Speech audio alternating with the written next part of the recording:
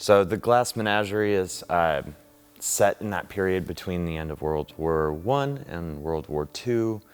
It's very much colored by the Depression.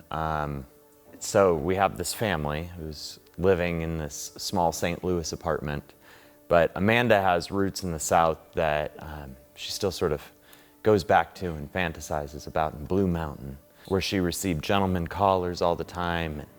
And this life that she's currently living in with her 2 kids in a 1-bedroom apartment in St. Louis, and maybe not the best part of St. Louis, is not what we had hoped for.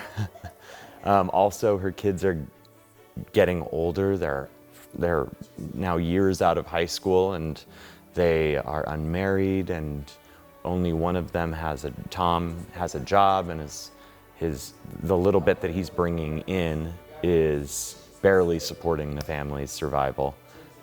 So there's just a lot at stake in terms of the ticking of time that's having an effect on this family and the proximity with which they're all trapped together.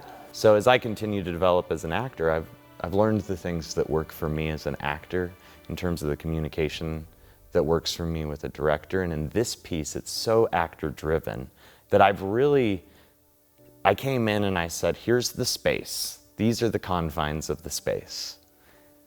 Go. They're like, no blocking? And I'm like, no blocking. Not yet. You'll find it. I believe you'll find it, you know? And what's happened is the use of the space, the actors have charged it so much with what they bring to the piece personally. And in their own discovery, they've found why they're doing the things and behaving the way that they are in the space. I really wanted to set up a safe, open communication space where we take care of each other, we take care of ourselves, so that we can allow our characters to terrorize each other. And with that, there's a lot of permission, there's a lot of bravery, a lot of trust that has happened with this company of actors and the people working on the show, that is allowing them to just go to places much deeper than they generally get to go with a lot of the programming. And so it's definitely more of a visceral experience, I think, watching this show versus sort of a sit back and watch it be presented to you experience.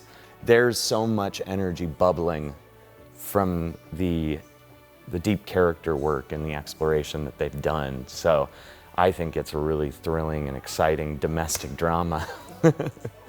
I think anyone watching this show will go, oh my, that's my family. Oh, this is my brother and I. Or this is, oh no, this is my mother. Or a mother might sit there and go, oh no, did I do that with my kids? So I think that there's so much just raw authenticity that's coming out of this piece that it feels very present for anyone who has a family.